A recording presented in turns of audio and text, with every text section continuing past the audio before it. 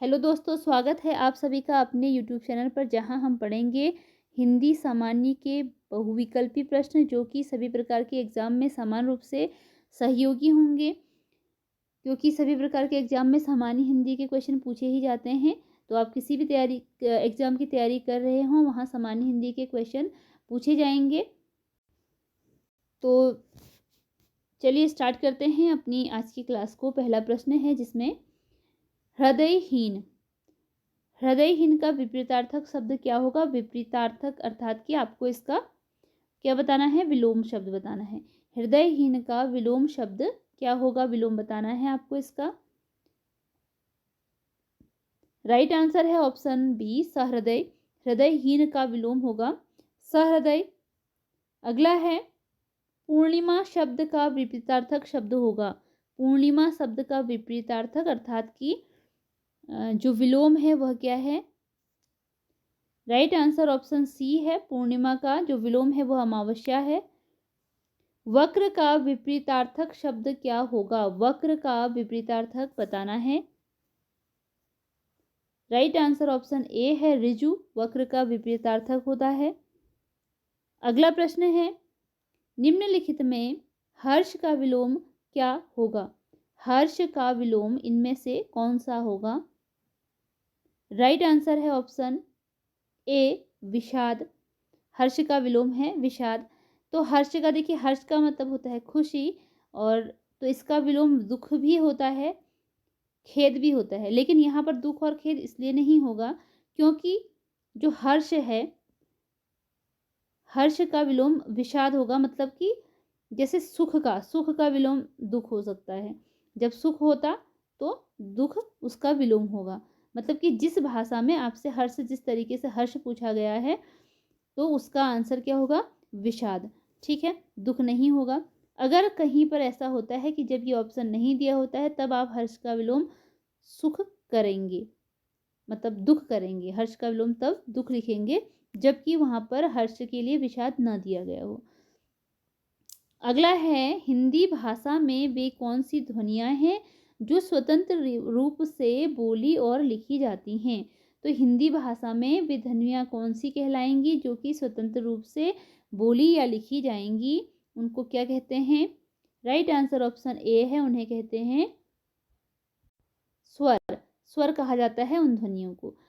संयुक्तों को छोड़कर हिंदी में मूल वर्णों की संख्या कितनी है। संयुक्त मतलब जैसे त्र, संयुक्त व्यंजन होते हैं त्र, क्ष, ज्ञ, ये किस व्यंजन के अंतर्गत आते हैं, ये आते हैं संयुक्त व्यंजन के अंतर्गत आते हैं। तो इन संयुक्त व्यंजनों को छोड़कर अगर हम अन्य की बात करें तो मूल वर्णों की संख्या, हिंदी में मूल वर्णों की संख्या कितनी होगी।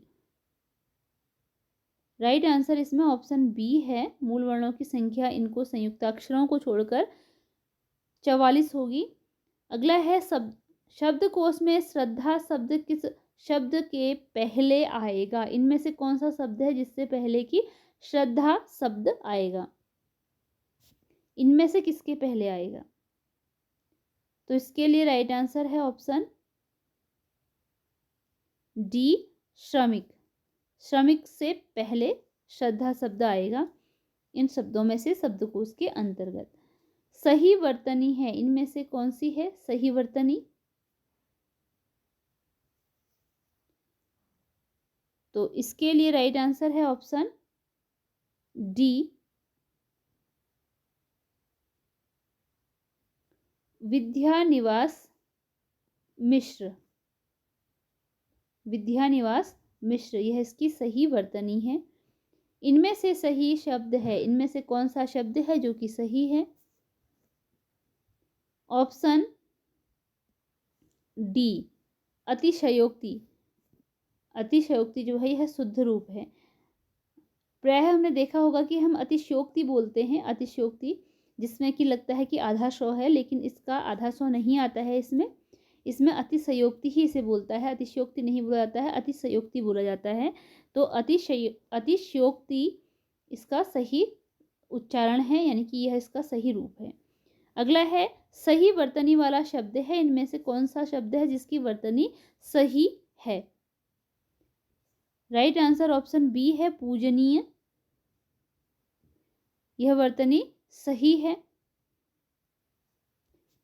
अगला क्वेश्चन है सही शब्द छांटिए। इनमें से सही शब्द का चयन करना है। ऑप्शन डी राइट आंसर है अंतर्भाव। अंतर्भाव।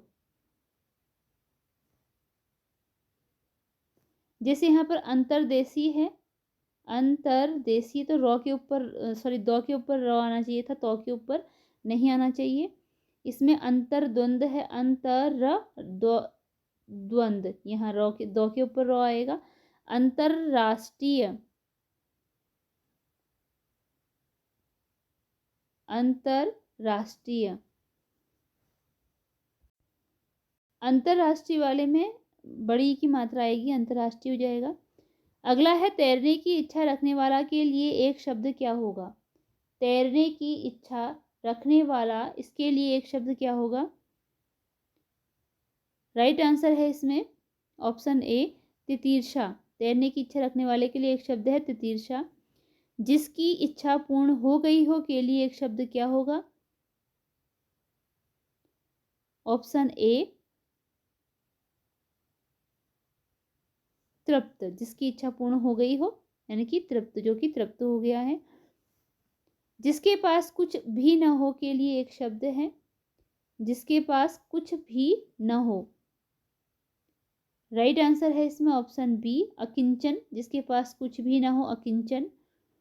बहुत दिनों तक जीने वाला के लिए एक शब्द क्या होगा। बहुत दिनों तक जीने वाला के लिए एक शब्द क्या है। राइट आंसर है ऑप्शन ए दीर्घायु। अगला प्रश्न है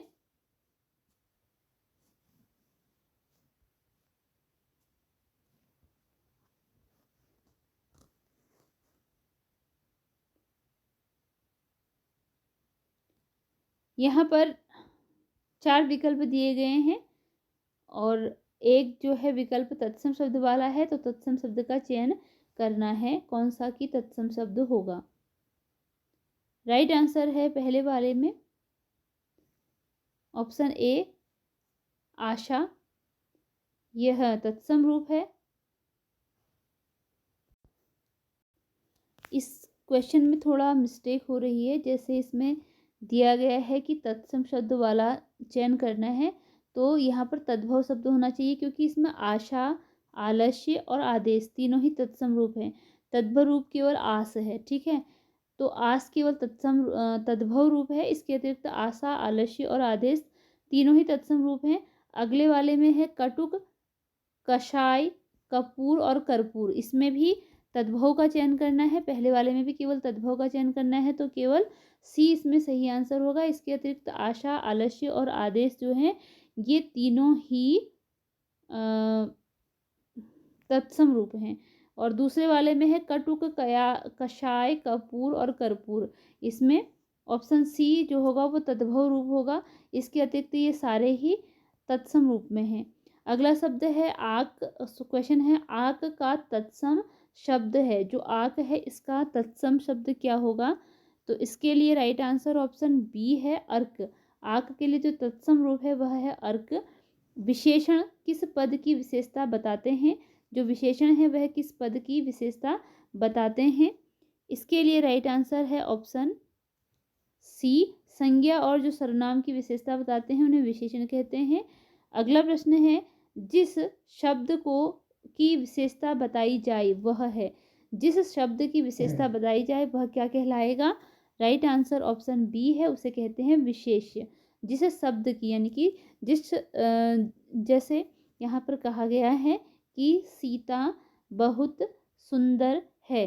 अब सुंदर कौन है, सीता है। तो किसकी विशेषता बताई गई है, सीता की विशेषता बताई गई है। तो यह यहाँ पर इस सेंटेंस में विशेष्य हो जाएगा। और विशेषण क्या हो जाएगा, सुंदर। क्या बताई है विशेषता, कौन सी विशेषता की, सुंदर है। और प्रविशेषण जैसे इसमें लिखा है कि प्रविशेषण क्या हो जाएगा, सीता बहुत सुंदर है। विशेषण से पहले जो विशेषण लगा है, मतलब कि सुंदर को भी उसने विशेषित किया है कि वो कितनी है सुंदर, बहुत। तो यह आपका प्रविशेषण हो जाएगा। अगला प्रश्न है, विशेषण के कितने भेद हैं? विशेषण के भेद बताने हैं, कितने हैं? ऑप्शन बी राइट आंसर है, विशेषण के 4 भेद हैं। निम्नलिखित में कौन गुणवाचक विशेषण नहीं है? इनमें से कौन सा है जो कि गुणवाचक विशेषण नहीं है?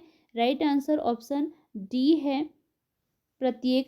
यह गुणवाचक विशेषण के अंतर्गत नहीं आता है। इसके अतिरिक्त टिकाऊ, गुजराती और लंबा, ये सारे क्या हैं? गुणवाचक विशेषण के भाग हैं, मतलब के शब्द हैं। अगला है पतला, सच्चा, सारा और गीला। इसमें से कौन सा है जो कि गुणवाचक विशेषण के अंतर्गत नहीं आएगा? तो इसके लिए राइट आंसर है ऑप्शन सी, सारा। यह गुणवाचक विशेषण के अंतर्गत नहीं आएगा। इसके अतिरिक्त वह पतला है, वह सच्चा है, यह गीला है, यह गुणवाचक विशेषण के अंतर्गत आएंगे। यानी कि जिस वस्तु की हम बात कर रहे हैं यह उसकी विशेषता को बताएंगे, उसके गुण को बताएंगे कि वो किस प्रकार का है। अगला है, सोना शब्द का पर्यायवाची क्या है? इनमें से कौन सा है जो कि सोना शब्द का पर्यायवाची है? तो इसके लिए राइट आंसर है ऑप्शन सी, हाटक। हाटक जो है सोना शब्द का पर्यायवाची है।